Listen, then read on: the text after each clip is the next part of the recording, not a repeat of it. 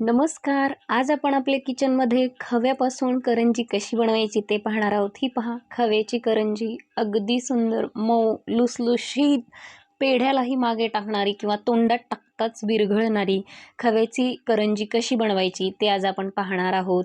वा, मस्त! ह्या दिवाळीला आपण सगळ्यांनी खव्याचीच करंजी करूयात. इथे पहा, आपल्या सगळ्या करंज्या 1 किलोच्या प्रमाणात आहेत.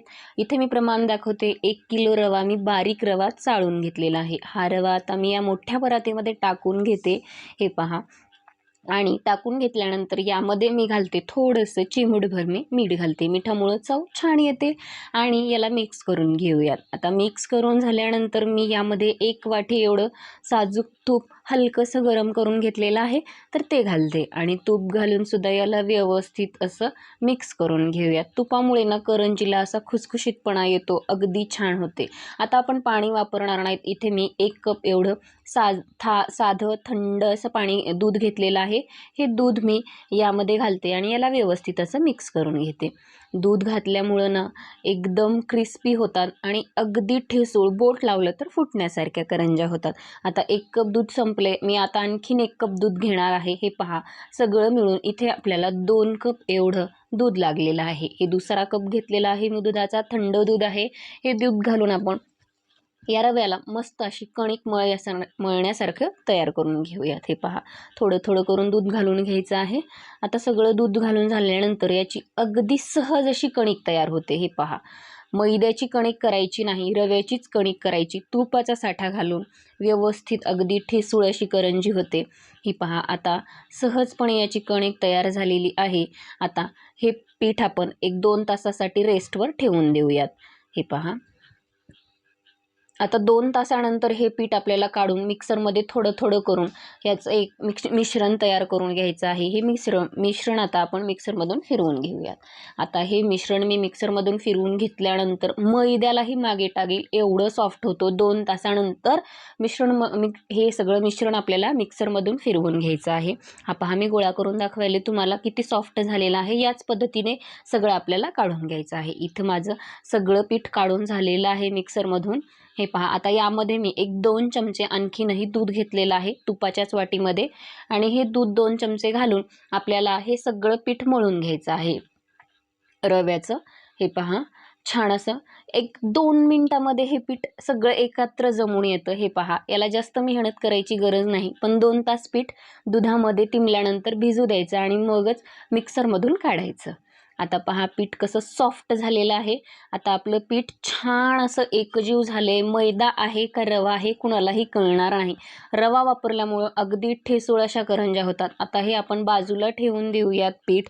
हे पहा, यावरती एक असं छान झाकण ठेवून किंवा कपडा टाकूनही तुम्ही याला झाकून ठेवून देऊ शकता.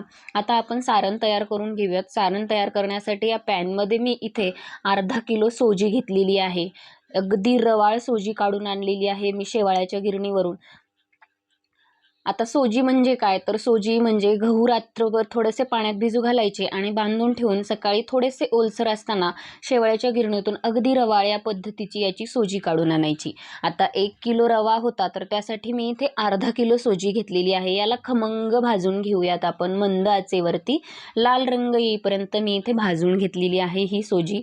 ही पहा, अगदी सुंदर, वाससुद्धा खमंग सुटतो. यामध्ये अगोदर तूप घालायचं नाही, नाहीतर मग गुठळ्या होतात, गाठी होतात, सोजी व्यवस्थित भाजत नाही. आता सोजी भाजून झालेली आहे. आता ही सोजी मी या भांड्यामध्ये काढून घेते. हे पहा, सगळी सोजी यामध्ये काढून घेऊयात. आणि आता आपल्याला या स्टेजला तूप वापरायचं आहे. इथे मी 2 चमचे तूप या सोजीमध्ये घालून याला व्यवस्थित मिक्स करून घेणार आहे. हे पहा, यामुळे ना सोजी अगदी सुटसुटीत होते, यामध्ये गाठ राहत नाही. जर तुम्ही भाजतेवेळी सोजीमध्ये तूप घातलं तर गुठळ्या होतात, सोजी व्यवस्थित भाजत नाही. आता व्यवस्थित मिक्स करून झाल्यानंतर अर्धा किलोच्या प्रमाणात मी इथे छान असा घरगुती खवा आहे हा घालते. खवा घालून याला मिक्स करून घेते. हे पहा, अर्धा किलो सोजी आणि अर्धा किलो खवा हे प्रमाण योग्य आहे 1 किलोच्या करंज्याच्या पिठासाठी. आता पहा, यामध्ये काय करायचं आहे, मी इथे अर्धा किलो पिठी साखर घेतलेली आहे. जेवढी सोजी, जेवढा खवा, तेवढीच पिठी साखर घ्यायची. हे पहा, आता इथे मी अर्धा किलो पिठी साखर घालून याला व्यवस्थित मिक्स करून घेते. छान असं एकजीव झाल्यानंतर आता यामध्ये थोड्याशा खवा घातल्यामुळे गाठी होतात. तर आता आपण काय करायचं, हे सगळं मिश्रण एका मिक्सरच्या भांड्यातून अगदी 1-1 मिनिटासाठी आपल्याला फिरवून घ्यायचं आहे. थोडं थोडं पीठ करून मिक्सरमधून हे फिरवून घेऊयात. आता हे पहा, मी मिक्सरमधून फिरवून घेतलेलं आहे. छान असं रवाळ झालेलं आहे. सगळं काही मिक्सरमधून मी हे काढून घेतलेलं आहे सारण. हे पहा, तुम्हाला मी इथे दाखवते. हा रवा आहे का काय कुणालाही समजणार नाही. हा पहा, एकदम सुंदर असं छान लाल रंगावरती मिश्रण आपलं तयार झालेलं आहे. आता यामध्ये ड्रायफ्रूट्स आवडीनुसार घाला. मी थोडेसे काजू बदाम घातलेले आहेत, तसेच घाला.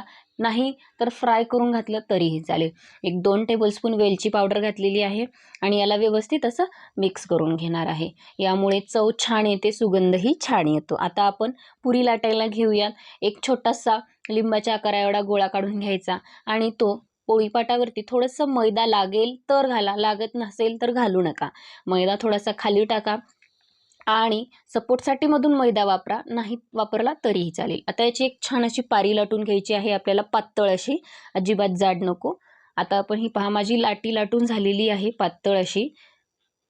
आता ही पारी आपल्याला काय करायचं आहे, एक ना करंजीचा मोल्ड घ्यायचा आहे आणि पारी अगदी अशी पातळ असायला हवी. जाडसर असली की करंजी खायला छान लागत नाही. आता या करंजीचा मोल्ड मी स्टीलचा वापरला, तुम्ही प्लास्टिकचाही वापरू शकता. आता या मोल्डवरती आपल्याला ही पारी सगळी ठेवून द्यायची आहे. खालच्या साईडने थोडीशी ठेवायची आणि वरच्या बाजूने थोडीशी जास्त ठेवायची आणि यामध्ये ना थोडंसं असं बोटाने याला व्यवस्थित शेपमध्ये खोल करून घ्यायचं. आता यामध्ये बसेल तेवढं सारण घालायचं आहे. 2 चमचे मी सारण घालून अगदी छान ठासून आपल्याला यामध्ये ना सारण भरायचं आहे. आता हे भरल्यानंतर ना सारण 2 चमचे आरामात सारण बसतं आणि आता हे पहा, मी व्यवस्थित सगळ्या बाजूनी सारण घालायचं. कुठेही पोकळ राहता कामा नये आपली करंजी. हे पहा, जेवढं सारण जास्त असेल तेवढीच करंजी आपल्याला खावी वाटते. आता पाणी घेऊन याच्या सगळं कडेने आपल्याला हे पाणी असं लावून घ्यायचं आहे, जेणेकरून ना करंजी सुटणार नाही. जास्त वेळही आपल्याला तळायला लागला तरीही तशी चिकटून राहते, पाण्यामुळे चिकटून राहते. आता ही वरची लाटी आहे ती खालच्या लाटीवरती ठेवायची आणि याच्या कटा फक्त दाबून घ्यायच्या आहेत. ह्या पहा, स्टीलचा असल्यामुळं खूप लवकर सोपं जातं घ्यायला. प्लास्टिकचा मोल्ड थोडासा हार्ड जातो, कारण दातं एवढे त्याची कार नसतात. आता हे सगळं कडेचं एक्स्ट्रा पीठ मी काढून घेतलंय आणि आता पहा, आपली ही करंजी अजिबात न सुटणारी, न फुटणारी, अगदी लुसलुशीत अशी पहा, खूप सुंदर. याच पद्धतीने मी सगळ्या करंज्या करून घेणार आहे. हे पहा, खूपच मस्त अशी. आता इथे माझी एक बॅच करून झालेली आहे. आता बाकीच्याही करंज्या मी अशाच करून घेते. त्या अगोदर मी इथे तेल तापत ठेवलेलं आहे आणि तेल टाकून झाल्यानंतर तेल छान तापलं मीडियम हीटवरती की यामध्ये सगळ्या करंज्या मी सोडून देणार आहे. एका वेळी 6 ते 7 करंज्या आरामात बसतात एका बॅचमध्ये. आता छान हलक्याशा लाल रंगावरती करंज्या खालून फ्राय झाल्या की त्याला दुसऱ्या बाजूने आपल्याला परतून घ्यायचं आहे. अगदी 2-3 मिनटं पुरेसी आहेत एका बाजूला, म्हणजे 4 मिनिटामध्ये एक करंजी आरामात फ्राय होते. हे पहा, मस्त अशा हलक्याशा लाल रंगावरती आपल्या करंज्या फ्राय झालेल्या आहेत. तुम्ही पाहू शकता, जास्त लाल करायचं नाही, पण हीट ही मीडियम असायला हवी, गॅस मध्यम आचेवरच असायला हवा. आता मी सगळ्या करंज्या काढून घेते. इथे मी तुम्हाला दाखवते की या करंज्यांचा रंग कसा आहे. अगदी जर तुम्ही बोट लावलात तरीही फुटेल. जेवढी फोडं येतील या करंजीवरती तेवढी करंजी आपली परफेक्ट बनते आणि खाण्यासाठी सुद्धा छान असते. हे पहा, या करंजीवरती किती फोड आलेले आहेत. हे केवळ पीठ आपले छान भिजलेलं आहे त्यामुळेच झालेलं आहे. हे पहा, अगदी सुंदर अशी एक बॅच मी तयार करून घेतलेली आहे. हे पहा, या करंजीवरती फोडं किती सुंदर, अप्रतिम करंजी आपली झालेली आहे. याच पद्धतीने आता मी दुसरीही बॅच तुम्हाला टाकून दाखवते. हे पहा, करंजी तळण्यासाठी ना तेलाची हीट ही मिडियमच असायला हवी. जास्त हाय असेल तर अगदी 1 मिनिटामध्ये करंजी फ्राय होते आणि जास्त हीटवरती फ्राय होते, त्यामुळे ती व्यवस्थित मधून कच्चीच राहते, भाजली जात नाही. आता ही सुद्धा बॅच माझी तयार करून झालेली आहे.